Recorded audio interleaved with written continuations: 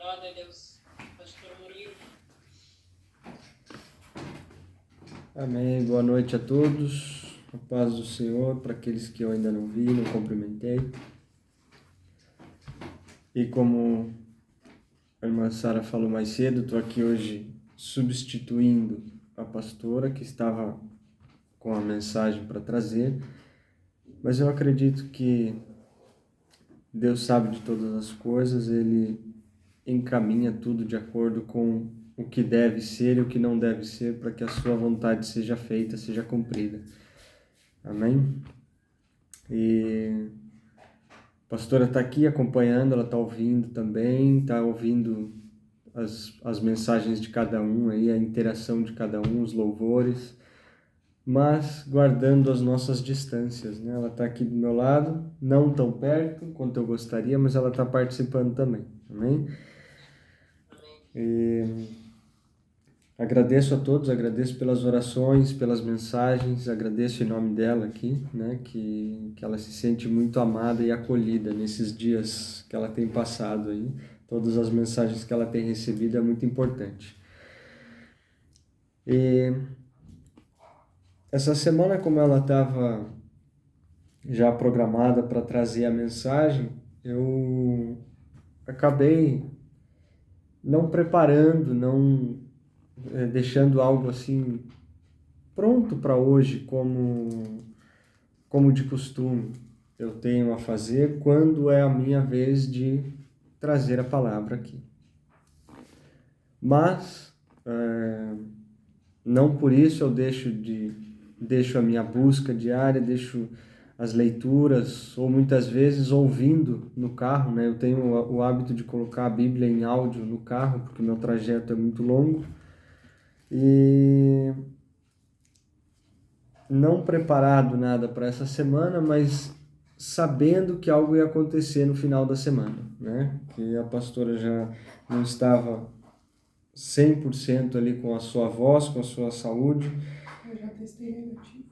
Oi? Eu já testei negativo, glória a Deus por isso. Ela está me dizendo aqui que ela testou hoje novamente e está negativo, tá? Só para que todos saibam, ela já está livre do vírus, mas não livre dos sintomas. Ela fala duas palavras comigo e tosse. Graças a Deus. Amém.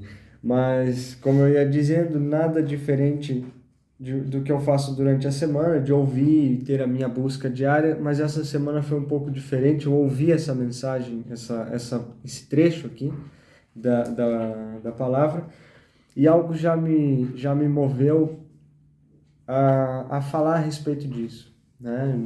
Não que eu estivesse preparado, porque não sou eu quem falo, não sou eu quem tem a palavra, não sou eu que digo se é ou se não é, mas é o Senhor que prepara tudo. Então, Ele já deixou isso pronto no meu coração desde o início da semana. E o versículo que eu quero iniciar aqui, eu vou trazer todo um contexto, claro, em torno desse versículo, mas o versículo-chave que eu quero iniciar aqui está lá no livro de Tiago. Quem puder abrir e acompanhar, depois a gente vai usar bastante esse livro, essa referência. Tiago, no capítulo 4, o verso que eu quero ressaltar aqui deste capítulo é o verso número 7.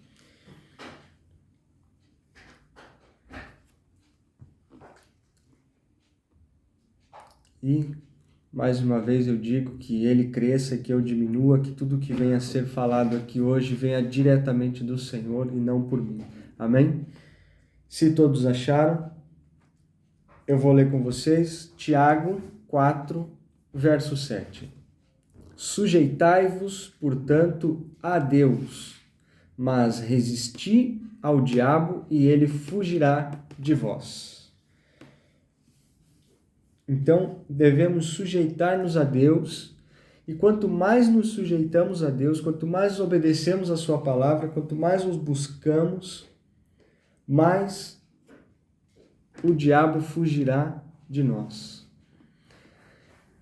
Ouvimos mais cedo alguns testemunhos, ouvimos mais cedo alguns relatos, né, de que o inimigo, verdadeiramente, eu acredito nisso, porque a palavra nos diz isso, que ele age sim nas nossas vidas, que ele trabalha, que ele não descansa, que ele não desiste, né? E a palavra mesmo nos diz que ele anda ao nosso derredor, bramando como um leão, buscando aquele que possa tragar. O que quer dizer isso? Que ele não desiste de tentar te desviar do caminho, ele não desiste de tentar tirar você do foco, de desviar você da sua missão. E algumas vezes ele consegue. Algumas vezes o inimigo consegue nos tirar do caminho, nos tirar do foco, nos tirar a atenção, seja em pequenas coisas, mas infelizmente às vezes ele consegue. Às vezes a culpa é nossa mesmo. Tenho que ressaltar isso. Às vezes erramos porque seguimos o nosso ímpeto, às vezes erramos porque não nos controlamos, só que em outras vezes o inimigo consegue sim aquilo que ele quer. Ele consegue, em pequenos deslizes, fazer com que cometamos alguns pecados no nosso dia a dia, na nossa semana, enfim, na nossa vida. E por que esse versículo aqui? Porque muitas vezes nos sujeitamos a nós mesmos, tentamos ter o nosso controle, muitas vezes achamos que podemos contornar uma situação e não é bem assim que funciona. Porque o inimigo sabe muito bem como agir, como gerar uma situação para tirar você do sério, para te fazer se irritar, se irar, para fazer você falar ou pensar coisas que não deveria naquele momento. E tudo isso por quê? Porque muitas vezes sujeitamos-nos a nós mesmos, sujeitamos-nos à nossa carne, à nossa autoconfiança, à nossa segurança, e é aí onde o inimigo ganha. Porque nós, por nós mesmos, não temos a capacidade de nos dominar, não temos a capacidade de nos manter na direção, de nos manter na linha, por nós mesmos, pelas nossas forças. Por isso a palavra nos diz: sujeitai-vos, portanto, a Deus e resisti ao diabo, e ele fugirá de vós.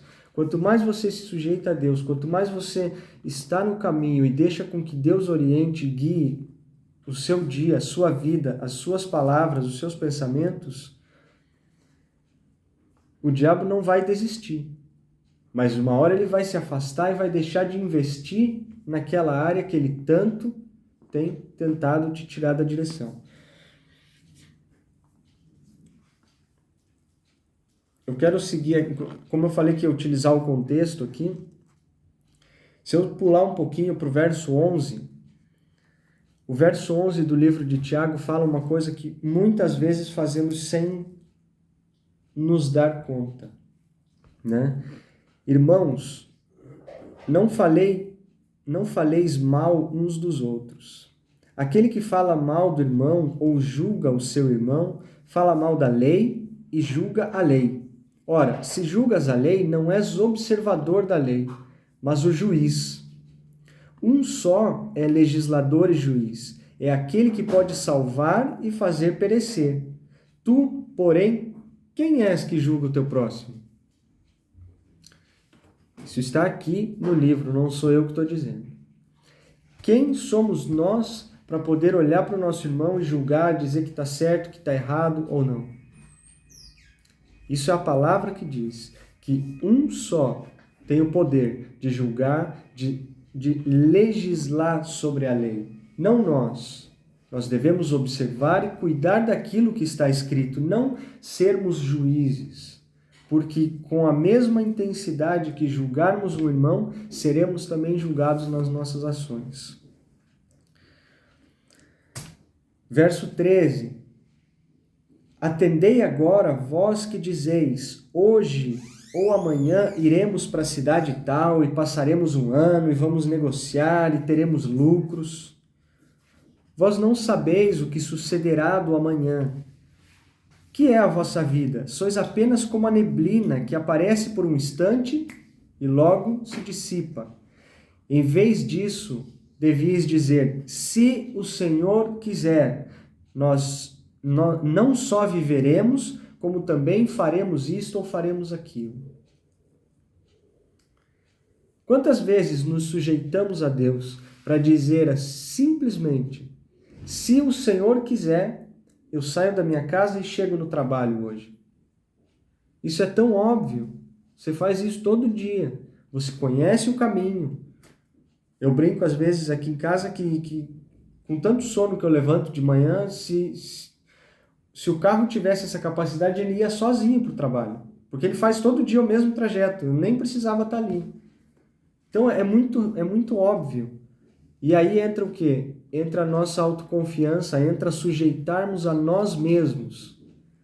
Hoje eu vou chegar no trabalho, eu vou fazer isso, eu vou fazer aquilo, eu vou fazer aquele outro. Mas quantos de nós levantamos de manhã, damos graças ao Senhor por mais um dia e colocamos na mão dele o nosso caminho e o nosso dia? Senhor, se o Senhor quiser, eu vou chegar no trabalho. Parece tão simples, parece tão pequeno, parece tão insignificante, talvez assim dizer. Mas é a atitude mais poderosa que podemos ter. Essa pequena atitude que vai dizer a respeito do seu dia. É esse sujeitar a Deus que vai te dizer o quanto o diabo vai fugir de você durante o teu dia.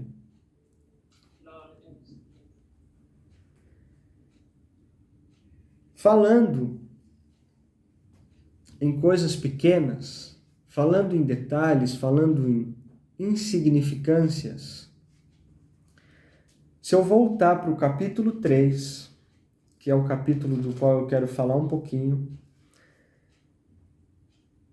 no verso 4, Tiago capítulo 3, verso 4, observai igualmente os navios que, sendo tão grandes e batidos de rijos ventos, por um pequeníssimo leme são dirigidos para onde queira o impulso do timoneiro. Então aqui o navio, com todo o seu tamanho, com toda a sua força, e sujeito a ventos no meio do mar, no meio do oceano, quem é que diz para ele a direção que ele vai? Quem é que dá a direção para o navio? Quem é que orienta o navio? É algo que parece que é tão insignificante, se você puder olhar debaixo dele e puder comparar o tamanho do leme de um navio com todo o navio. Olhando, quem pode dizer que aquele leme daquele tamanho, aquela peça que vai embaixo do navio, não sei se todos conhecem um leme, ele é uma peça muito pequena que vai embaixo do navio, que ele simplesmente vira a direção na água. Se você olhar para aquilo e olhar para o navio, quem pode dizer que aquilo vai dizer para onde vai o navio? É muito difícil de acreditar, mas é assim que acontece. Na água é assim que acontece. Aonde o capitão, aonde o que a palavra diz que é o timoneiro, que é aquele que está lá na direção do navio, ele vai virar a direção e é essa peça lá no fundo do navio, invisível, quase que insignificante, que vai dizer para onde vai o navio. Assim como a atitude de você levantar da sua cama no início do seu dia e sujeitar-se a Deus para saber qual vai ser a direção do seu dia. Só que muitas vezes esquecemos disso. Muitas vezes realmente tornamos esta atitude pequena, tornamos essa atitude insignificante para nós, infelizmente. E esquecemos da importância que ela tem, esquecemos do que devemos fazer e damos mais importância a algo que fazemos todo dia, damos mais importância a algo que fazemos naturalmente, sem pensar, que podemos usar para o bem e podemos usar para o mal, que é o simples ato de falar, de comunicar com os outros, de poder abrir a nossa boca e proferir as palavras. Palavras estas pelas quais tudo o que somos, tudo o que temos e tudo o que foi criado hoje foi feito através de uma simples palavra. A simples palavra de Deus criou tudo o que vemos hoje, tudo o que temos, tudo o que somos e também nos criou, também nos deu a vida. Nos deu a vida com corpo físico, nos deu a vida com braços fortes, com pernas fortes para poder caminhar, para poder trabalhar, para poder fazer grandes obras. Só que o problema é que Deus, com toda a sua perfeição, com toda a sua criação, Ele nos deu tudo isso, só que Ele também nos deu um instrumento, um órgão pequeno, quase que insignificante, que não fazemos atenção, mas usamos deliberadamente da manhã à noite. E isso pode ser usado para edificar, mas pode ser usado para matar.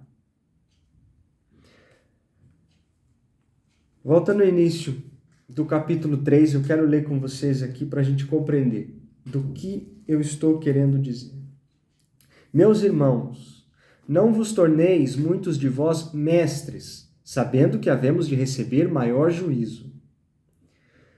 Porque todos tropeçamos em muitas coisas. Se alguém não tropeça no falar, é perfeito varão, capaz de refrear também todo o corpo.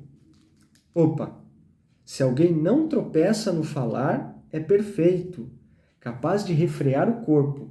Quer dizer, se eu não tropeçar no falar, eu posso manter todo o meu corpo são.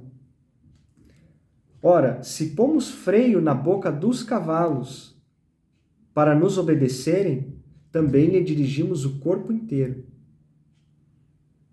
Observai igualmente os navios, que sendo tão grandes e batidos de rijos ventos, por um pequeníssimo leme são dirigidos para onde queira o impulso do timoneiro. Até aqui onde eu já tinha lido. Agora, no verso 5, a gente vai começar a compreender um pouquinho o que temos que refrear. Assim também a língua, pequeno órgão, se gaba de grandes coisas. Vede como uma fagulha põe em brasas tão grande selva?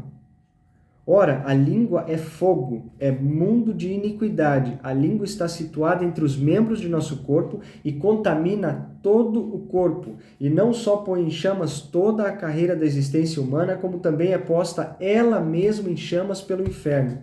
Pois toda espécie de feras, de aves, de répteis e de seres marinhos se doma e tem sido domada pelo gênero humano. A língua, porém, nenhum dos homens é capaz de domar. É mal incontido, carregado de veneno mortífero.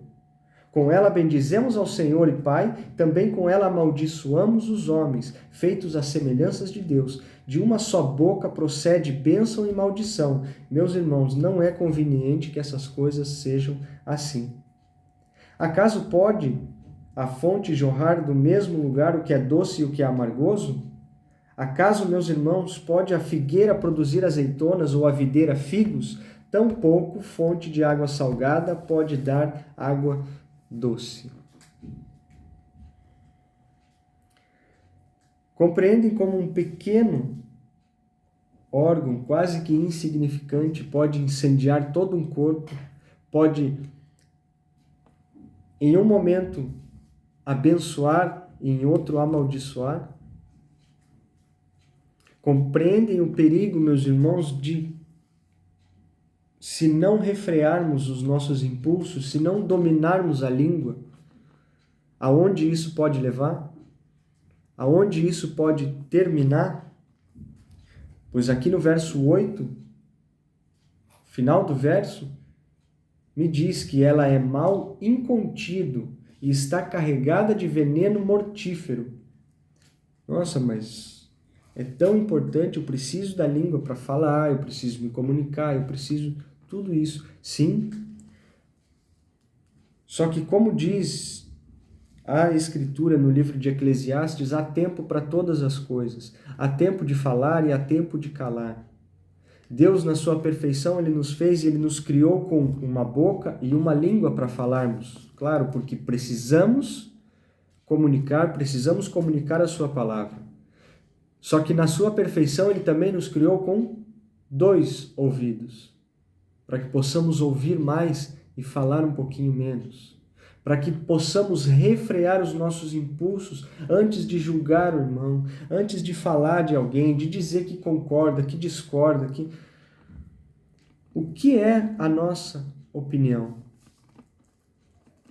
diante da palavra de Deus, diante do prumo? Não sei se todos conhecem o que é essa ferramenta, o prumo.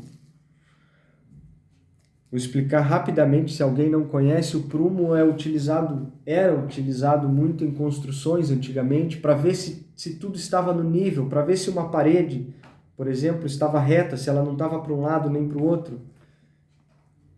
Ele era uma base de metal em cima, um cilindro de metal com um cordão comprido e embaixo um outro cilindro, uma outra bola de metal mais pesada. Você cola aquilo numa parede, você encosta, segura com a mão e vai ver se ele desce reto. Se ele estiver pendendo para um lado ou para o outro, se a parede estiver torta, aquilo ali vai dizer para que lado que ela está pendendo.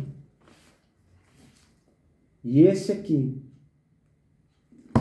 é o prumo que nós temos para as nossas vidas. Não é a minha consciência, a minha experiência, a minha opinião, o que eu tenho que falar ou deixar de falar. Não, se tiver fora daqui, se eu tiver que sair da palavra para poder falar para alguém que está certo ou que está errado,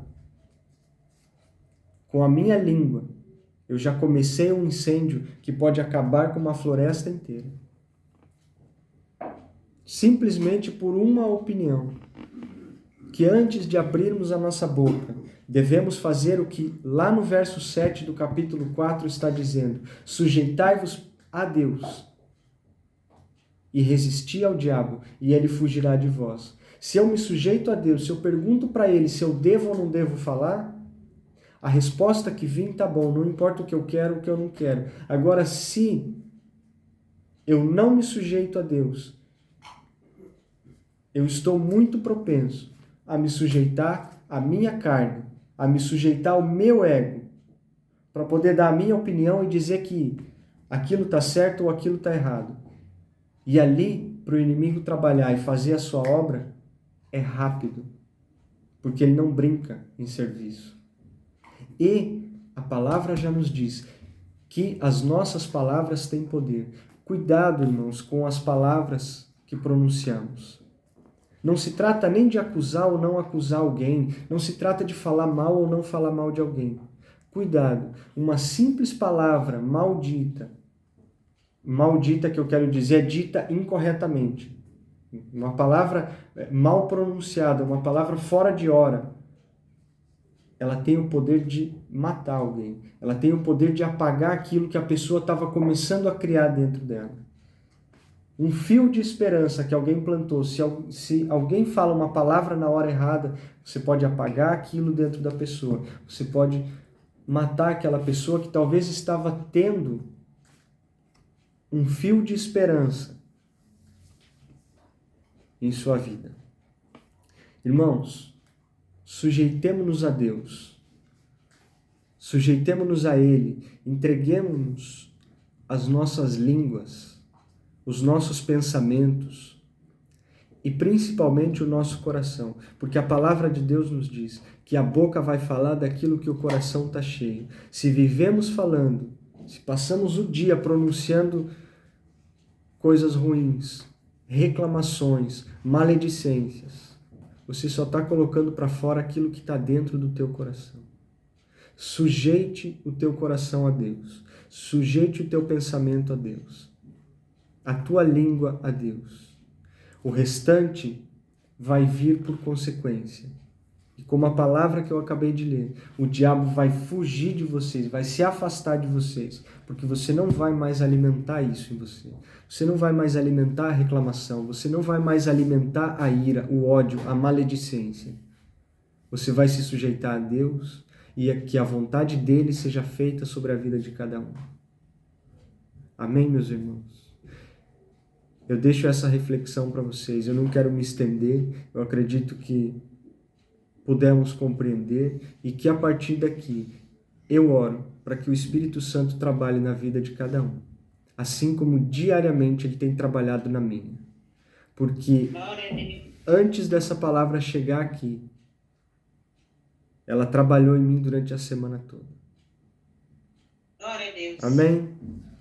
Amém. Glória a Deus. Que a paz do Senhor continue com todos e o Espírito Santo também. Amém.